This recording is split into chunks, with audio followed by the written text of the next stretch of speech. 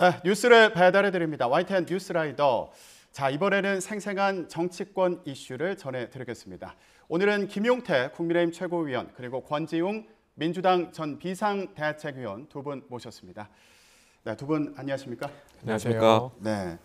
자, 오늘부터 열흘 동안 용산공원이 이제 시범 개방이 됩니다. 120년 만에 국민들에게 돌아오는 건데 일단 김용태 최고위원님은 오늘 일정 끝나고서 공원 가신다고요? 공원이 아니고 저는 오늘 대통령 오찬이 있어서 그렇군요. 대통령 뵈러 갑니다. 그렇군요. 용산에 있는 집무실에 가시는 거군요. 그러면 아직 공원은 안 가보셨어요?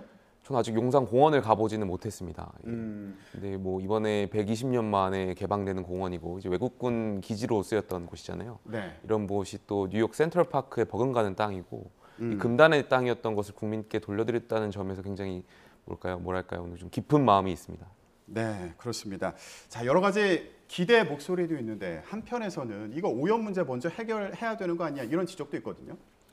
아니 이번에 청와대 개방할 때도 그런데 그렇게 개방하는 것 자체를 반대하지는 않지만 사실 그것이 충분한 과정과 절차를 거쳐서 개방할 필요가 있다고 생각해요. 이번의 경우에는 안전 문제가 지금 제기되고 있는 거잖아요.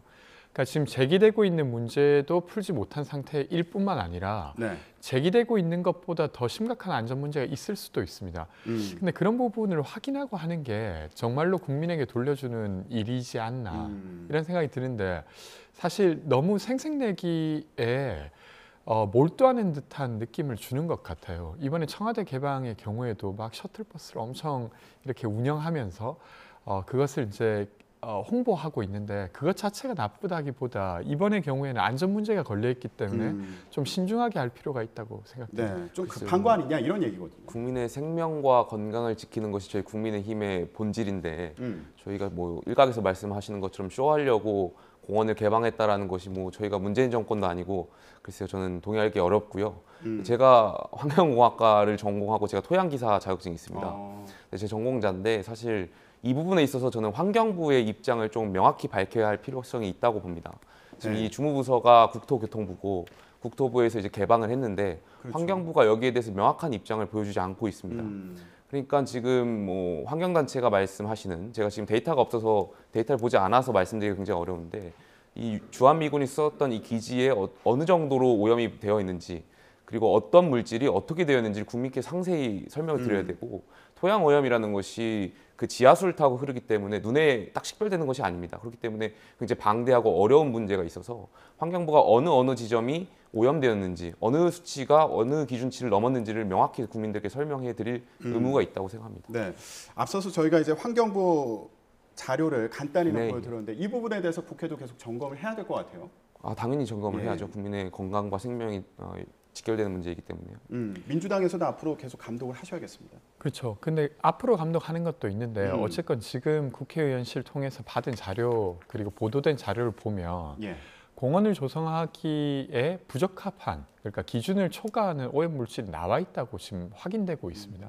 근데도 개방을 한다고 하는 건 사실 이 문제를 되게 작게 보고 있는 것이죠. 그러니까 아까 말씀하신 대로 국민의힘이 국민의 생명과 안전을 지키는 쪽이라고 하면 이렇게 해서는 안 되는 거라고 생각됩니다. 알겠습니다. 자, 이제 윤석열 대통령 오늘로 취임 한 달을 맞는데 이 취임 한 달 되는 날 용산공원을 또 이제 개방하는 그런 이벤트가 있습니다. 앞으로 국민들의 여론을 또 잘 수렴하고요. 전문가들의 의견도 잘 들어서 이런 우려를 좀 불식하기를 바라겠습니다. 자, 그러면 지금 말씀드린 대로 윤석열 대통령 이제 취임 한 달을 맞이했는데요.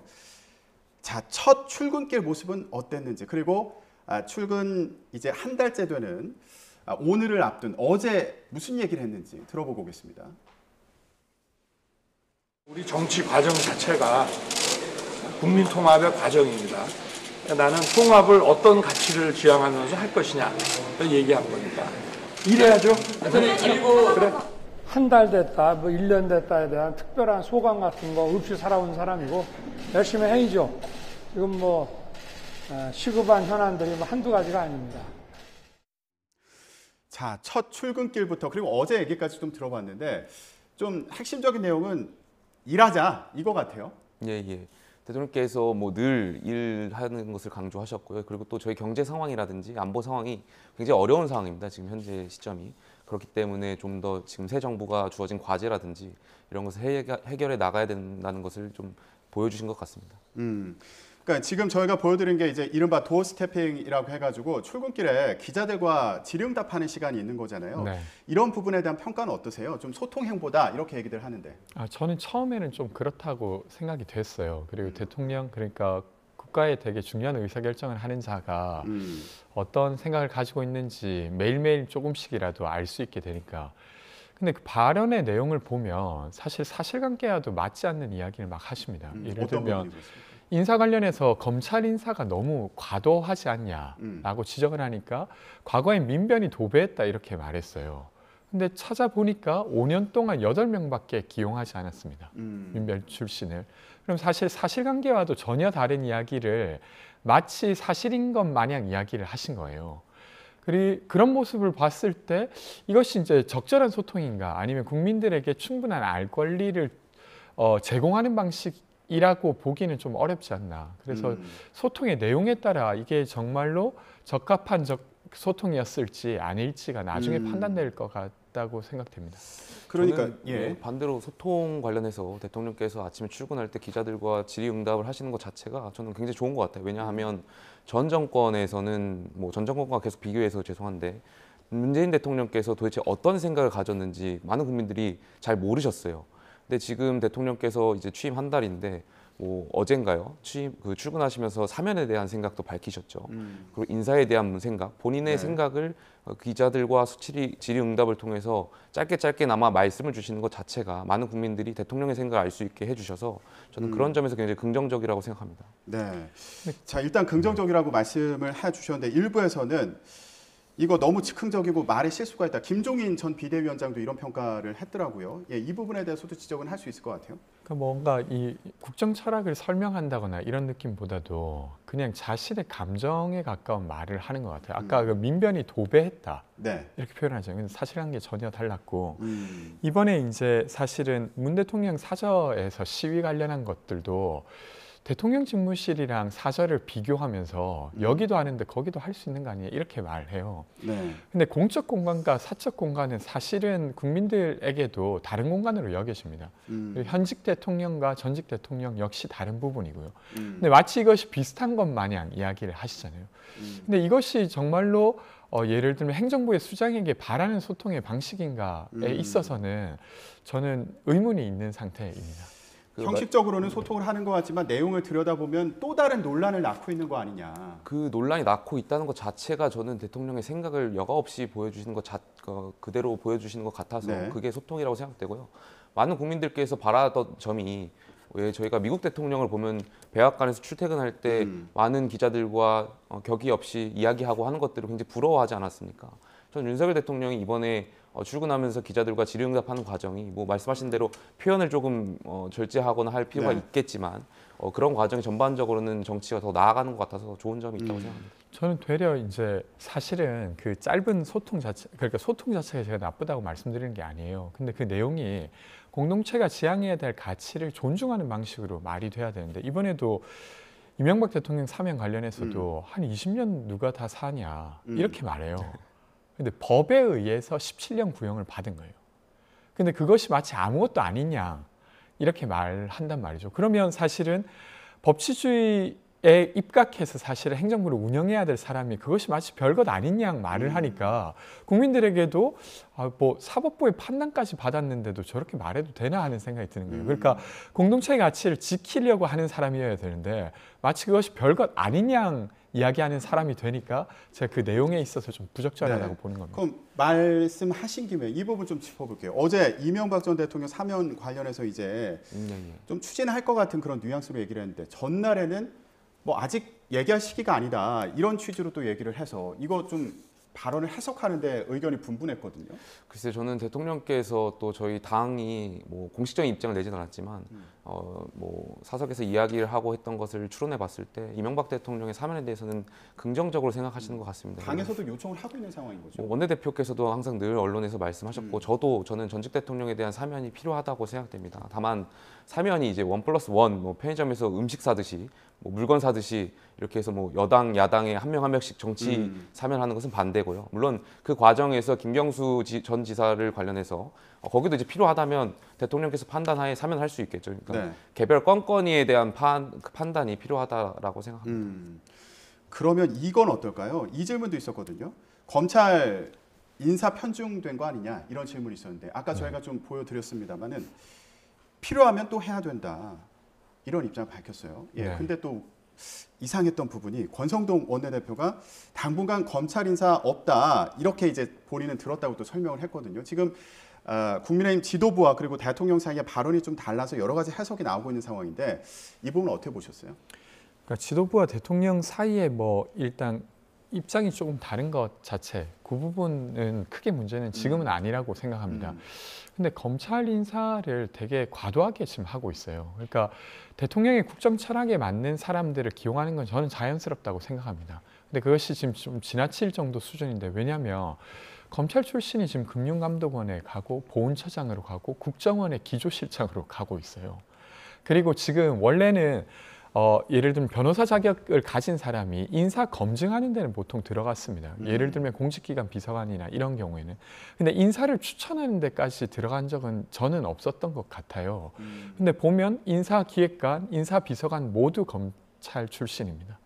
그리고 이번에 논란이 되었던 총무비서관 같은 경우도 사실은 성 관련한 문제로 감사를 2번이나 받고 징계성 조치까지 받았던 사람인데 억지로 임명했다는 인상을 지우기가 어렵고 공직기관 비서관의 경우에도 조작된 증거를 가지고 재판을 이끌어서 징계까지 받았던 사람이에요. 그러니까 지금은 인사라인 전체가 사실은 그렇게 검찰과 가깝지 않으면 앞으로 인사되기가 어려운. 그러니까 그 고위공직자 그러니까 3급 이상의 고위공직자는 제가 방금 말씀드린 인사 절차를 거쳐야 됩니다. 인사기획관과 인사비서관의 초안이 제출되고 한동훈 법무장관의 지휘 아래에 있는 인사검증단에서 검증을 받고 다시 공직기관 비서관, 검찰 출신인 이시영 검사에게 이제 또 검증을 받아야 돼요. 근데 검찰 출신이 훨씬 더 쉽겠죠? 근데 그렇지 않은 사람들에게는 되게 멀리 느껴질 수 있습니다. 그러니까 이게 이제 정말로 그냥 시중에 떠도는 검찰공화국이란 말이 이런 상황이라고 하면 사실은 그 오명을 벗기가 되게 어려워지는 것 같아요.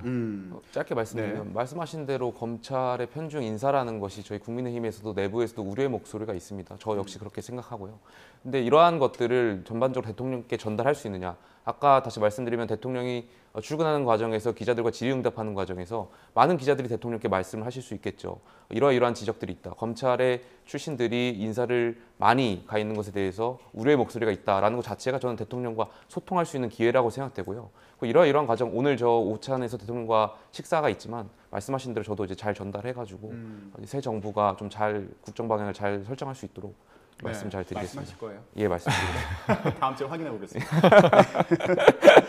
아니 근데 이 질문과 관련해서요. 권성동 원내대표의 발언은 어떻게 해석해야 되는 겁니까? 앞으로는 이제 안 할 것처럼 얘기를 전달했잖아요. 예, 저는 언론적으로 다 비슷한 말인 것 같아요. 근데 언론에서 너무 과도하게 해석하시는 것 같은데 그렇습니까? 뭐 대통령께서는 필요하면 하시겠다는 말씀이지 그게 뭐 지금 하겠다 안 하겠다는 말씀도 아니고 원내대표께서도 당분간 없을 것이다라고 말씀하셨던 것이 결은 저는 비슷하다고 판단했기 때문에 알겠습니다. 일단 또 민주당에서는 이게 뭐 필요하면 인사를 내겠다 이건데 이게 적재적소에 맞게 간 거냐 이제 이런 부분을 지적하시는 거니까요. 그렇죠. 이 부분도 계속 앞으로 살펴보기로 하고요. 자, 이번에는 국민의힘 상황 좀 알아보겠습니다. 저희가 국민의힘 상황을 지금 며칠째 전해드리고 있어요. 근데 그만하려고 했거든요. 네. 근데 어제 또 이 발언이 나와서 안 할 수가 없습니다. 들어보고 오겠습니다. 누가 봐도 공명정대하기로 이름난 최재형 위원장을 소위 이준석계로 몰아붙이면서 이런 식으로 정치적 공격을 가하는 것은 적어도 여당 소속의 저 국회부의장이 해서는 안 될 추태에 가깝다 저는 이런 생각을 합니다. 어떻게 당내 소속 의원, 당내 소속 최고위원, 당 대표를 저격해가면서 자기 입지를 세우려고 하는 사람이 당을 대표하는 어른일 수 있겠습니까? 자기 정치 왜 그렇게 하면서 치내고 싶어 하는지 모르겠고 또 언론에서 이것을 당권 싸움으로 절대 치부하지 않았으면 좋겠습니다. 정진석 부의장은 당권 주자가 아닙니다. 네, 우크라이나를 방문한 이준석 대표 어제 공항에서 또 한 번 발언을 했습니다. 예, 화가 아직 안 풀린 것 같아요. 아마 이 순간에 가장 당황하고 황당해할 분들은 민주당 혁신 비대위 분들일 것 같아요. 왜 그렇습니까? 모든 이슈를 저희 국민의힘이 다 빨아들이고 있어서 아마 민주당에서 대선 때부터 계속해서 저희 국민의힘에게 황당해할 것 같은데. 근데 이거 좋은 겁니까? 뭐 정치가 항상 권력 투쟁을 통해서 본인의 어떤 그 원하는 바를 뭐 쟁취하는 것이니까요. 저는 꼭 갈등이 나쁘다고만 생각하지 않아요. 다만 더 건강한 정당이라고 생각되고요. 토론이나 이런 방식이 중요하겠죠. 예, 좋은 방향으로 간다면 이제 그렇게 될 텐데. 예. 아니 근데 정진석 부의장이랑 이준석 대표랑 이렇게 싸우는 본질을 지금 그래도 최고위에 계시니까요. 예. 뭐라고 좀 분석을 하고 계세요? 저는 언론에서는 이것이 이준석 대표와 윤핵 간의 갈등 양상이다. 그러니까 지난 대선 과정에서 뭐 앙금이 남아 있는 것이 계속되는 거 아니냐라는 그리고 당 대표 누가 할 거냐? 그런 이거 두고 분석들이 싸우는 거 있는데 아니냐? 저는 그렇지 않다고 봅니다. 왜냐하면 만약에 그랬다면 정진석 의원께서 말씀하시고 난 다음에 소위 윤핵관을 자처하시는 분들께서 정진석 의원의 말씀들을 뭐 옹호하거나 두둔했어야 되는데 지금 그런 당내 지원이 없단 말이죠. 그러다 보니까 저는 정진석 의원의 개인적인 행동과 개인적인 판단에 의해서 하셨다고 보면 되고요. 혼자 하는 거다. 예, 그렇다 보니까 그 과정에서 정진석 의원이 향후 당권에 관심 있는 것 아니냐, 그러니까 현재 지도부를 견제하고 본인의 입지를 늘리기 위한 정치를 하시는 거 아니냐에 대한 많은 당내의 의심의 논출가 있는 것 같습니다. 그래서 이준석 대표도 외로워 보인다 뭐 이런 표현을 했잖아요. 그래서 친윤계를 대표해서 지금 이러는 것 같지는 않다. 예. 근데 이게 결국에는 어쨌든 주도권 다툼을 하는 거 아닙니까? 당내에서? 뭐 그렇죠. 정진석 의원께서 만약에 정말 당권을 도전할 계획이시라면, 물론 정진석 의원께서는 부인을 하셨어요. 본인께서 당권을 도전할 계획이시라면 뭐 주도권 싸움의 영향으로도 볼 수 있겠죠. 만약에 이게 당내 주도권 다툼이다 그러면은 좀 실망하시는 분들도 계실 것 같은데, 일단 민주당에서도 혁신 비대위를 띄운 상황이잖아요. 네네. 예, 민주당에서도 이제 반성을 하고 새롭게 개혁을 해 나가겠다 이런 상황인데, 일단 국민의힘 상황 어떻게 보세요? 지금 말씀하신 것처럼 이슈를 좀 끌어가니까 아쉽다거나 뭐 이런 분위기도 있습니까? 아니 뭐 그건 상황에 따라 그냥 벌어지는 일들이라 그것 자체가 아쉽거나 그렇진 않고, 근데 이제 사실은 저는 혁신위를 꾸렸던 이준석 당대표의 판단이 좀 잘한 일이라고 누차 이야기를 드리고 있어요. 근데 사실 이 갈등을 대하는 모습은 저는 조금 아쉽습니다. 그러니까 당대표로서 당내 구성원이 자기와 다른 의견을 이야기했다고 추태다 이렇게 규정하고, 이준석 대표가 정진석 의원에 대해서 그리고 또 정진석 의원에게 당신은 당권 주자가 아니다 이렇게 말해요. 근데 당권 주자라고 하는 건 당원들이 판단할 문제지, 당대표가 너는 그 정도급 아니다라고 말하는 것이 되게 되려 이준석 대표의 어떤 권위를 되게 낮추는 느낌입니다. 그래서 그런 모습으로 지금 이 갈등이 비화되고 있어서 사실 재미는 있는데 사실 눈살을 찌푸리는 갈등이죠. 네. 저도 그러니까, 그 부분은 동의합니다. 그러니까 대표의 표현을 조금 정제할 필요는 있다고 저는 생각합니다. 이준석 대표 이제 한국 왔잖아요. 좀 뭐 얘기를 해봤습니까? 아직 못했습니다. 어제 귀국할 때 뭐 그 메신저로만 연락을 했고, 뭐 관련해서 얘기는 없었어요? 뭐 특별하게 이것과 관련해서 뭐 반응은 없었습니다. 좀 전할 말씀 없으세요? 뭐 대표께서 이제 좀 자제하셨으면 좋겠고요. 또 권지웅 위원 말씀하신 대로 많은 당내 당원분들께서 이제 당 대표로서의 언행에 관련해서 좀 기대하시는 바가 있으니까 여기에 대해서 좀 표현을 적절하게 사용할 필요가 있다라고 생각합니다. 조금 차분하게 상황을 보고 이제 대응을 해 나갔으면 좋겠다 이런 말씀인데, 지금 자제 관련해서 말씀해 주셨는데 민주당에서도 그런 얘기가 나왔습니다. 이재명 의원이요, 강성 지지층을 향해서 이거 문자 폭탄 자제해달라 이렇게 얘기했더라고요. 네, 저는 조금 필요한 메시지가 아니었나 싶어요. 그러니까 저는 당원들이나 아니면 시민들이 자신의 의사 표현을 하는 것 자체를 막아서는 안 된다고 생각합니다. 근데 저도 이제 문자를 많이 받아봤는데 한 2만 건 가까이 받아봤는데, 그러니까 되게 욕설이나 아니면 협박성 내용들이 많이 있습니다. 그렇군요. 그러니까 예를 들면 무엇을 주장하시는지는 알겠지만 그것의 근거를 제시하기보다는 내가 널 끝까지 어떻게 하겠다, 뭐 이런 식의 말이에요. 근데 정치라고 하는 것도 일이라서 그 어떤 특정 시민이 반대하더라도 또 다른 시민 집단이 찬성할 경우 그것을 추진해야 될 수 있습니다. 근데 그때마다 이런 식의 언행이 계속 오간다고 하면 정치 자체, 그러니까 갈등을 중재하는 행위 자체가 위축돼요. 네. 그래서 그런 면에서 그런 식의 모욕적인 언행 이런 것들은 좀 줄일 필요가 있지 않았나 싶습니다. 실제로 그런 문자 폭탄을 받으면 많이 위축이 되나요? 어떻습니까? 전화기를 사용하지 못할 정도인가요? 네, 그렇죠. 전화기를 사용하기, 일단 문자를 그러니까 다른 업무적으로 누가 문자를 보내주셔도 한참 뒤에 확인해요. 한 4, 5일 뒤에. 왜냐하면 이렇게 넘기다가 못 보는 경우가 많이 생기고, 그리고 이게 이제 사실은 소통이라기보다는 일방적으로 그냥 주시는 겁니다. 그러다 보니까 제가 이걸 받고 있는지 안 받고 있는지 다른 사람은 모르는 상태이기 때문에 네. 되려 더 위축되죠. 그렇군요. 일대 다의 싸움을 하는 느낌이 되게 발언을 들고요. 하는데도 좀 위축. 새벽에 문자를 보내시기 때문에 네. 잠도 깹니다. 새벽에 3시, 4시에 대중 없이 계속 문자를 이제 보내시니까 좀 당황스럽기도 하고요. 국민의힘에서도 그런 경우들이 저희도 있어요. 뭐 늘 항상 저도 문자 폭탄을 받죠. 지금 상황에서도 당 대표와 이제 정지석 의원 간의 이런 갈등 상황에서도 네. 지금도 네, 당원들에게 뭐 이준석 대표를 옹호하거나 정지석 의원을 옹호하시는 분들께 문자 폭탄을 받고 있습니다. 그렇군요. 그래서 이제 당에서도 권성동 원내대표가 좀 두 분 싸우지 마시라고 얘기했는데 그런 또 강성 당원분들도 좀 예. 자제를 하셔야 되는 근데 그런 아까 저는 상황이군요. 그 민주당 상황에서 김남국 의원께서 오늘 아침에 언론에 보니까 홍영표 의원에 대해서 이제 그 팬덤 정치를 이제 해서 홍영표 의원 사무실 앞에 어떤 그 대자보를 붙인 거에 대해서 맞아요. 개진 사과를 예. 했다는 언론 뉴스를 접했는데 저는 김남국 의원은 팬덤 정치에 본인이 책임이 있는 분이에요. 그러니까 본인이 조국 전 장관 있을 때 조국 사수대 자처하셨고요. 서초동으로 그 팬덤 정치 불러가지고 검찰 개혁이라는 미명 아래 그런 팬덤 정치에 올라타서 본인이 정치를 하신 분인데 이런 분이 마치 본인은 책임이 없다는 듯이 사과하고 본인은 깨끗하다는 듯이 말씀하시는 것 자체가 저는 민주당 아직도 네. 무엇을 잘못했는지 모르는 것 같습니다. 예. 근데 일단 사과를 했으니까 앞으로 좀 분위기에 반전이 있을지 달라지는 점이 있을지 이거 잘 지켜보기로 하겠습니다. 저희가 지금 여야 내부 내용 상황을 좀 말씀을 드렸거든요. 근데 이 기사가 며칠째 이어지고 있어요. 그러면서 또 나오는 그 얘기가 바로 인사청문회 어떻게 할 거냐 이 얘기입니다. 오늘 이 얘기가 또 중요한 이유가 뭐냐면요. 김창기 국세청장 후보자 인사청문 보고서를 이제 송부를 해줘야 되는데 이게 재송부 요청까지 받은 거예요. 일단 한번 보내달라 청와대에서 이렇게 요청을 했는데 그때 청문회를 안 했으니까 못 보낸 거잖아요. 네. 근데 아직도 청문회를 못 했죠. 재송부 기한이 오늘까지입니다. 네. 근데 오늘 지나면 이거 그냥 임명할 수 있는 거 아닙니까? 그러니까 저는 지금 이 국회 상황에 있어서는 여야 모두 책임이 있다고 생각됩니다. 그러니까 이제 국회의장을 뽑자고 하니까 법사위원장부터 정리하자라고 하고 국민의힘이 이야기하면서 국회의장을 지금 못 뽑고 있는 상황이죠. 네. 그래서 이 여야가 지금 책임이 있는 상황이기 때문에 청와대도 일정 정도 이 국회의 시간을 좀 고려해 줄 필요는 있다고 생각해요. 근데 이제 재송부 기한을 계속 가지고 압박을 하는 모양새란 말이에요.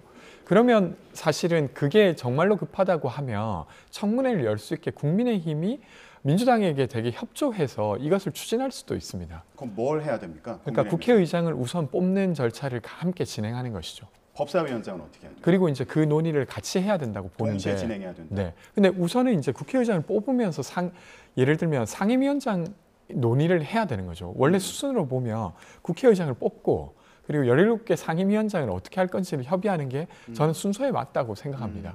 근데 그 뒤에 게 아직 정리가 안 됐으니까 앞에 걸 하지 말자라고 하고 있는 측이에요. 그래서 물론 여기에 있어서 민주당도 그 청문회를 열지 못하는 상황에 대한 책임이 있다고 저는 생각합니다. 근데 어쨌든 이 둘 다의 책임이 있기 때문에 청와대도 이걸 고려할 필요가 있다고 저는 생각됩니다. 일단 국민의힘에서는 국회의장 먼저 뽑자 그런 입장이신 거죠. 그렇게 해서 인사청문 특별위원회를 구성을 하고 청문회를 진행하자 이런 주장인 거죠. 예, 맞습니다. 이제 원 구성 관련해서 국회의장, 이제 법사위원장을 민주당이 과거에 이제 원내대표께서 국민의힘에게 법사위원장을 드리겠다는 협의를 하셨죠. 근데 민주당이 이것을 지키지 않고 있는 거지 않습니까? 여기에 대해서 책임이 일단 민주당이 있다고 봅니다. 그런데 물론 원 구성 관련해 가지고 제가 원내 지도부가 아니기 때문에 제 개인적인 의견은 조금 다른데 말씀드리면 사실 법사위원장이라는 것이 항상 야당이 맡아왔던 게 관례입니다. 그러니까 어떤 여당의 입법 독주를 막기 위해서 최소한의 민주주의의 견제와 균형을 위해서 야당이 맡아왔던 것이 관례고 저희가 과거에 집권 여당이었을 때는 늘 그렇게 해왔습니다. 그런데 이것이 민주당, 문재인 정권이었을 때는 집권 여당이 되면서 민주당이 법사위원장까지조차 다 가져갔죠. 그렇기 때문에 굉장히 많은 비판을 받았었는데요.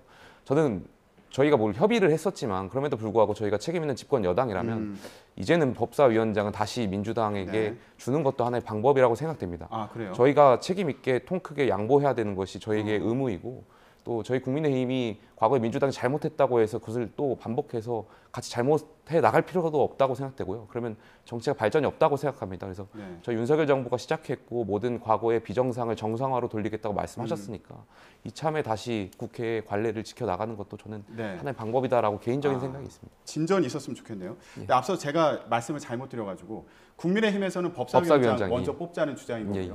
민주당에서는 국회의장을 먼저 뽑아서 인사청문 그렇습니다. 특별위원회를 구성해서 청문회를 진행하자는 입장이고요. 네, 예. 지금 김용태 최고위원님 말씀처럼 만약에 법사위원장 문제가 이렇게 해결이 되면 조금 순항할 수 있지 않을까 이런 생각이 맞습니다. 드네요. 정부에서도 지도부에 일하고 싶고. 건의를 하실 건가요? 뭐 원내지도부에 제가 원내지도부가 아니어서요. 뭐 개인적인 의견을 뭐 알겠습니다. 원내대표께 말씀드리겠습니다. 예, 숙제가 좀 많으신 것 같아요. 알겠습니다. 오늘 저희가 태태 커플이라고 이름을 좀 지어봤거든요. 예.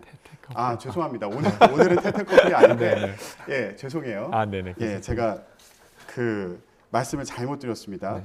태웅 커플이라고 예, 이름을 지어봤습니다. 앞으로 또 좋은 그 지적들 부탁드리겠습니다. 오늘 정치권 소식 여기까지 정리하겠습니다. 김용태 국민의힘 최고위원 그리고 권지웅 민주당 전 비상대책위원 두 분과 함께했습니다. 말씀 고맙습니다. 고맙습니다. 감사합니다.